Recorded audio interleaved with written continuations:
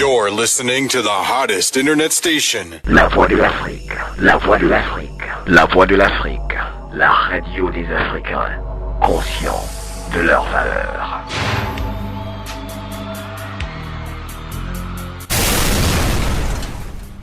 Si vous permettez, Mohamed Diallo, bien sûr, je vais vous retransmettre une question posée par un très fidèle auditeur qui vient de me faire signe. Nous le saluons, il s'appelle Zen Mroué, il est à Abidjan. Bien sûr. Et il nous pose la question suivante, Mohamed Diallo. Allez-y. Il nous dit qu'il parcourt les réseaux sociaux de façon très intense et il constate, et je le cite, que ce qui est très déplorable, c'est que 75% des Africains eux-mêmes condamnent Serge Aurier. Est-ce que vous avez quelque chose à dire à ce sujet-là? Wow. N'est-ce pas assez étonnant quand même? Waouh, alors déjà merci à Zen Morier que nous saluons respectueusement, qui nous écoute du côté d'Abidjan. J'aime beaucoup la question et Nasser. J'ai énormément de choses à dire, mais je vais être très bref. Allez-y, vous êtes le PDG de l'antenne.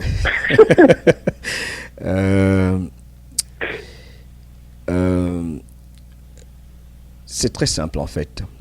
Et quand je marque une pause, vous savez, vous me connaissez très bien, grand frère, cela veut dire que ça me touche profondément.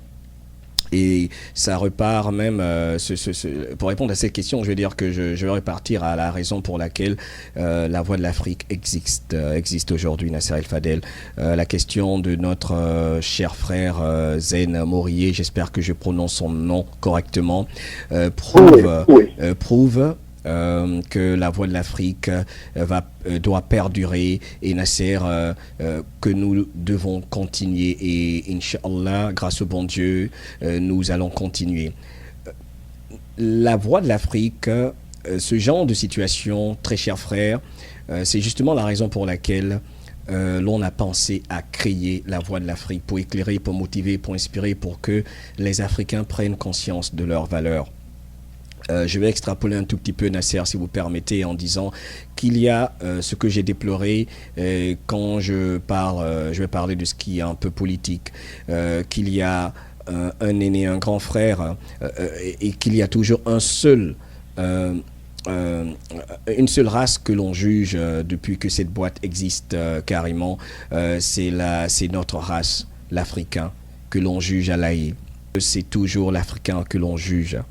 Ou que cela soit, quel que soit l'endroit sur la planète où l'on se trouve, c'est toujours le jeune Africain, l'Africain que l'on juge. Et je déplore cela. Maintenant, pour revenir concrètement à ce que mon frère Zen a dit. Comment expliquer ça, Mohamed, c'est très simple, que 75% en gros, hein, disons, on n'a pas le pourcentage. C'est très simple. Vous pensez que c'est une mode, c'est comme une envie de plaire à Nasser, c'est très simple. Mode actuelle. C'est très simple, la réponse est simple. C'est juste le complexe d'infériorité. Vous avez touché du doigt. C'est le complexe d'infériorité, malheureusement, qui a fait que j'ai pensé à tellement de phrases pour décrire la mission de la radio et que j'ai trouvé que la radio des Africains conscients de leurs valeurs, c'était fondamental car vous le disiez bien, Nasser, que être conscient de sa valeur, prendre conscience de sa valeur, c'est une chose, mais être conscient de sa valeur, c'est encore plus important. J'ai aimé quand vous avez fait la différence, Nasser, à ce propos. Donc, c'est le complexe d'infériorité. C'est le fait que l'on ne connaît pas son histoire qui fait que cela se passe. C'est le fait qu'il y a un problème, il y a une crise identitaire dans pas mal de villes africaines que cela se passe. C'est aussi le fait de la désinformation, Nasser El Fadel, et surtout ne pas savoir soi-même que l'on a de la valeur et qu'on est important. On n'a pas besoin de trop banaliser et d'aller trop loin. C'est aussi simple que cela, Nasser El Fadel. C'est le complexe d'infériorité pour moi. C'est tout ce que je peux dire à notre frère et c'est dommage. Et voilà pourquoi nous, sur la Voix de l'Afrique, nous prenons le temps de marquer une pause de rappeler à tout le monde sa part de responsabilité par rapport aux actes qu'il pose. Et voilà, Nasser, même par rapport à ce que la question est tellement importante qu'on peut l'associer à tout. Quand on parle, par exemple, des attentats qui se sont passés malheureusement, encore une fois, on prie pour toutes les victimes de par le monde, que ce soit en Syrie, que ce soit en Palestine, que ce soit en France récemment, que ce soit ici aux États-Unis ou ailleurs. On prie pour toutes les victimes et tous les innocents, que le bon Dieu pardonne toutes ces personnes innocentes qui meurent dans ces attentats. Mais j'ai envie de dire, par exemple, sur Facebook, Nasser, vous vous souvenez que Facebook a donné la possibilité à tout le monde de mettre le drapeau français pour exprimer sa compassion et sa solidarité vis-à-vis de la France. Ce n'est pas mauvais. Mais quand tout de suite, quelques heures, quelques jours après, il y a eu un attentat au Nigeria, c'était même difficile de voir. Il fallait creuser pour voir des Africains même exprimer leur compassion pour leurs propres frères nigérians. Donc, Nasser, ce n'est pas un phénomène nouveau, malheureusement. Et tout ce que je peux dire à notre frère, c'est que 75% même, c'est un bon nombre, Nasser, car il y a encore 25% qui nous donnent de l'espoir.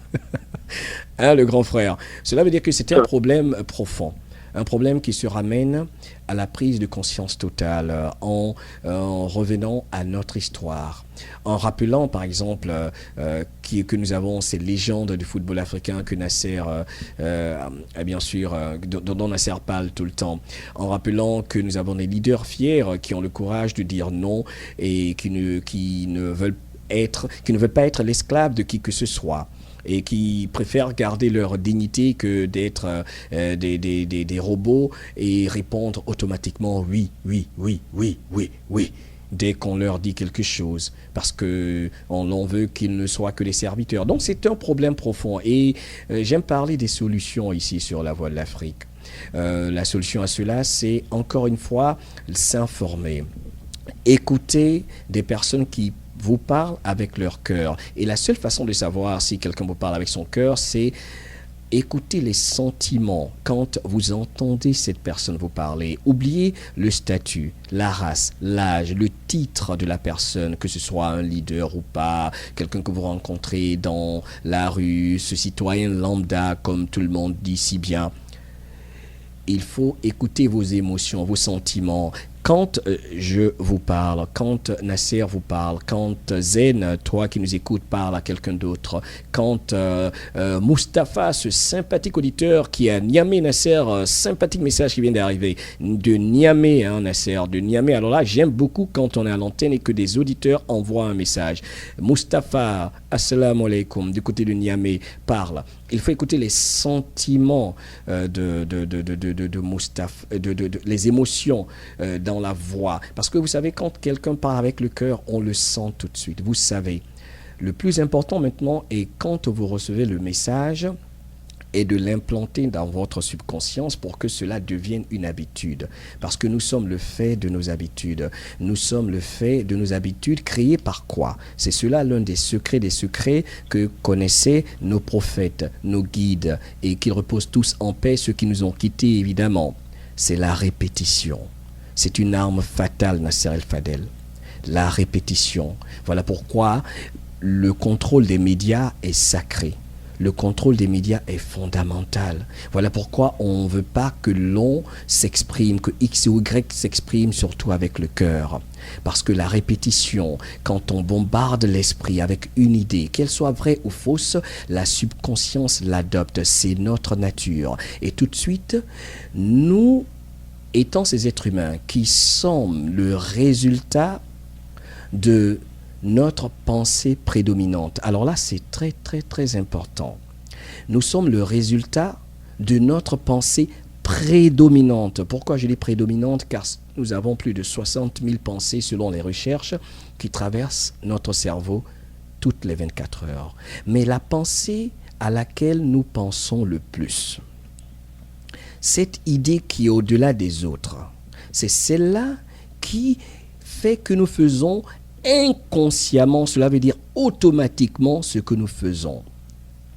D'où vient le fait, par exemple, que le grand frère Nasser El-Fadel, de sa maison à la mosquée où il va prier tous les vendredis ou tous les jours, il le fait inconsciemment. Cela veut dire automatiquement parce que la répétition de l'acte s'est implantée dans la subconscience de Sieur Nasser El-Fadel entre la maison et la mosquée, comme moi, et aller retrouver ma voiture ou aller au travail. Donc, dès que l'acte devient, dès qu'on arrive à poser l'acte inconsciemment, de par la répétition, cela devient automatique et tout de suite, on agit en fonction de cela.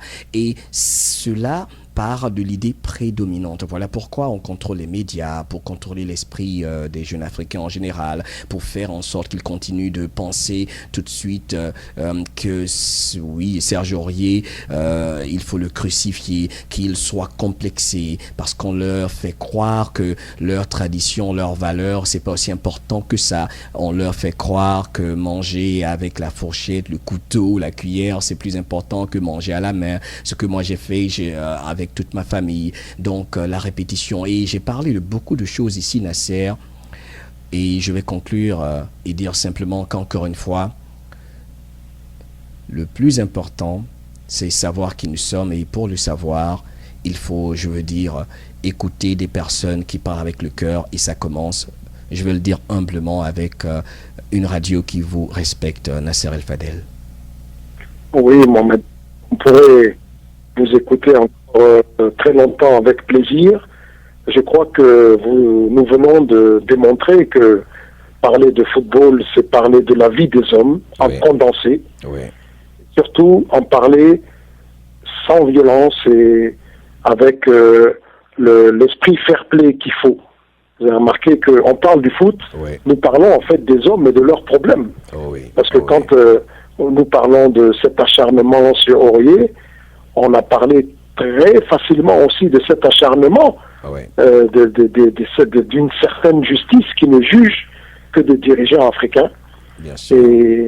Et c'est pour cela que nous sommes là, et c'est pour ça que nous respectons ce magnifique jeu qu'est le football, qui nous rassemble de telle sorte que chacun s'oublie un petit peu soi-même, et nous le répétons souvent. Et cette ambiance dans un stade qui égalise les statuts, vous vous rappelez ces belles ambiances quand vous rencontriez un ministre dans la tribune en train de supporter son équipe, quand il y a un but, tout le monde se jette l'un sur l'autre dans les bras, etc. Et c'est ce côté très humain du football, très rassembleur, qui fait que nous nous adressons à nos chers auditeurs, à nos chers frères, avec un cœur toujours plein d'émotions et plein de respect pour eux. Bien sûr, et j'ai envie de dire, il y a aussi beaucoup de jalousie.